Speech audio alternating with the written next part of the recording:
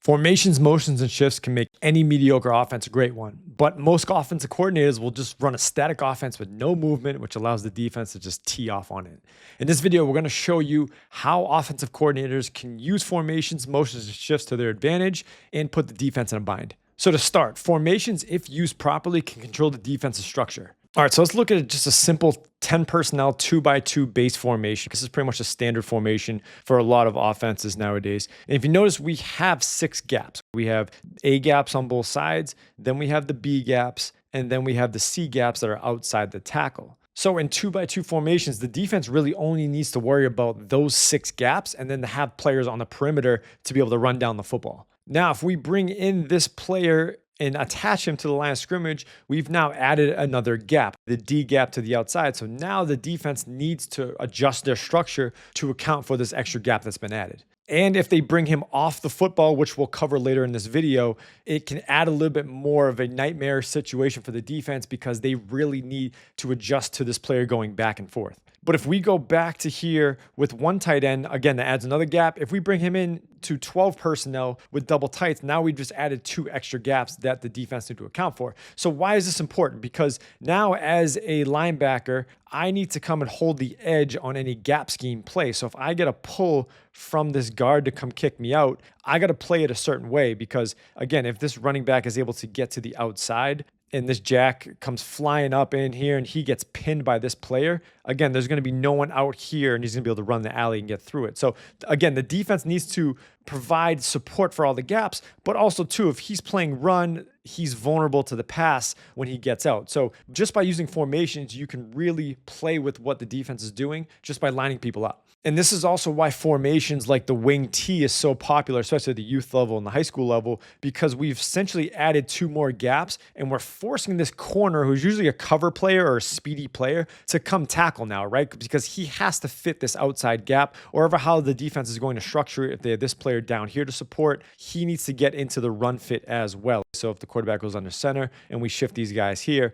again, we're forcing this player, and we're forcing this player, who's usually an outside linebacker, to now play as more of a defensive end. So again, these tight end wing structures do give teams trouble because of how they need to fit their unordinary players into ordinary situations in the run fit. The next formation that offensive coordinators can use to give the defense trouble is, of course, 3x1 or any tripped formation, because when you put 3 players to this side, it causes issues both in the run game and in the pass game. So the best illustrate this, if I just run 4 verts concept out of this 3 high look. So he'll take the corner with him, and then this Y is going to stretch vertically, and this H is going to run a bender to the middle of the field. So if you stay in a 3 high look, this free safety needs to decide, do I cover the guy that's running at me, or do I try to get over the top? And it really puts stress on these corners. You know, who do I play? The guy that's running next to me or the guy that's running in between me? And this is where teams can start to put a lot of stress on the defense just based off formation. Now, you may be saying to yourself, well, Chris, I'll just go 2 high and that will take care of everything, because when he runs the bender, he'll run it to this safety, and then this free safety can take this bender, and of course, this corner can run from here. And this is where the match quarters concept became popular.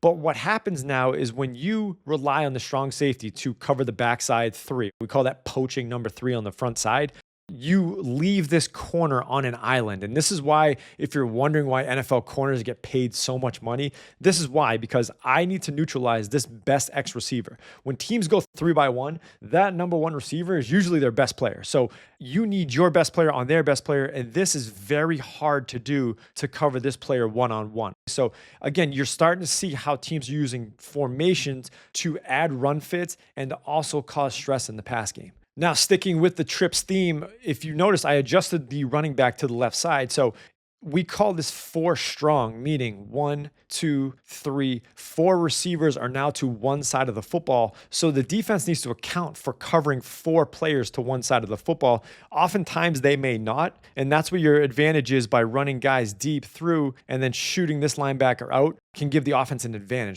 So again, where's the running back? How formationally can we trick the defense into overloading one side? And one of the more popular ways to overload one side is what teams will call FIB, formation into the boundary, meaning, can I put trips into the boundary? Because now as a defense, you need to decide. What a lot of defenses will do is, especially if they're 4-2-5 based, is they'll take their jack or their nickel and they'll always put him to the field. So he's always lining up there. Well, now I have 3 players over here and my jack is always to the field. Formationally, I'm at a disadvantage. But if I do want to say, hey, you're always going to go to the trips, meaning he's going to line up here, well, then what if I motion these guys across or shift these guys across? Can you rotate and now take a safety who maybe isn't a good player in space as far as getting hands on number 2 and playing the outside linebacker position? And then I have to slingshot my entire back end, which I don't want to do. Again, this is how you cause issues for teams, just by lining up FIB and moving one player. Next, let's talk motions. We just gave you a little taste of what motions would be like, but this example here, pretty much every single team runs this play, and there's a reason why they run it, and that's the jet sweep. So we're going to take our Y and we're going to run him as fast as we possibly can across the formation. Now, if the defense doesn't adjust, meaning they don't slide all of their players to the front side, the defense is naturally going to be at a disadvantage numbers-wise, because what's going to happen is we'll get a body on body, and then this F, assuming this tackle can reach this defensive end, this F can now get downhill and pin this Mike linebacker. So now you see, just by using one player in motion, I then can get the edge, and then all I have to do is beat the free safety to the outside.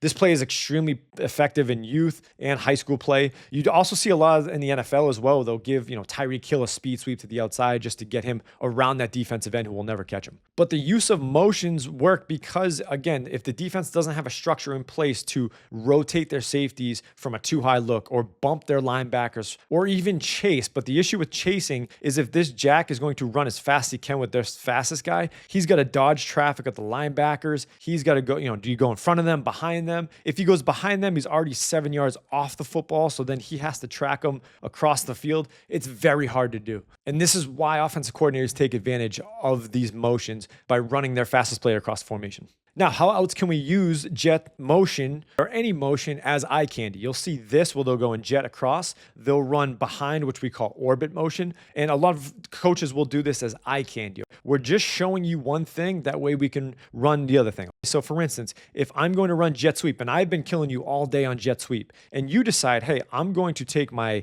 overhang player left side and I'm going to chase him.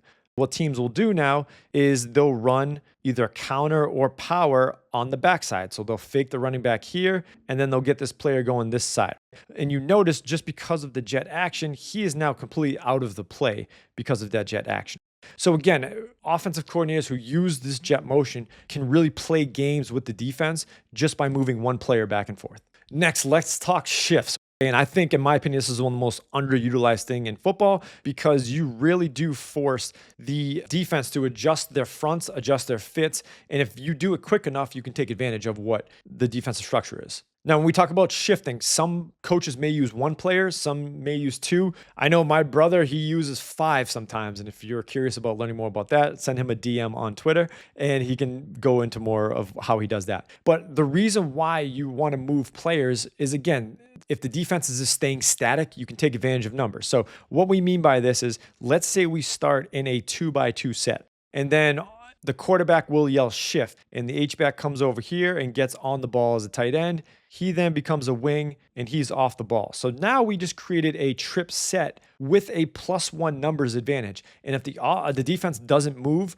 we then can simply hand the football off to the running back to the outside. He's going to pin. He's going to work to pin. He's going to work to pin. And then if we can just run outside zone to our numbers advantage. Now, that was a pretty extreme example. Let's break this down to even a more simple example. We talked about 11 personnel earlier and how we can bring this H back here. Well, what if we start him out wide in a 2x2 set? And the defense says, hey, when these guys are 2x2 wide, they're throwing the football. Well, what we can do is yell shift, and we can bring him in and stop right in between the tackle. So you may think, okay, we're going to be running the football to this way, right? Well, wrong. And this is why the H-back is so key as an offensive player to be able to throw into your offense, because you can move him wherever you want. Let's say 2x2, you shift him in, and now you want to run counter to the right side. You can pull this guard to kick out and then use this H-back to loop up and through. So if you notice, just by shifting this player here into here, we can start to play games with the defense. We can move him here and then motion him in and stop here.